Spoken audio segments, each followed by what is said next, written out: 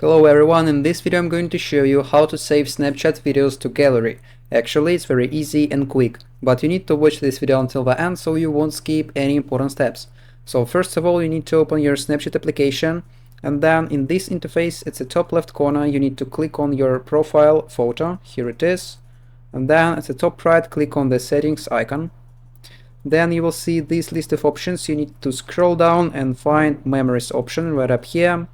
In this interface, first of all, you need to find Save Destinations section and then click on the Save button option. Now you can see three different options. You need to click on the second one, Memories in Camera Roll. That means that then you click on Save button. This photo or this video will automatically save to your gallery.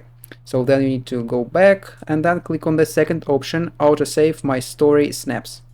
And then click on the second option, autosave to memories. Then you need to go back again, and I will record short video, for example. And then if you want to save this video, you need to click on the save button at the bottom left corner. Here it is. And then this video will be saved. You can check it in your gallery. So, and that's all, and that's how to save Snapchat videos to gallery.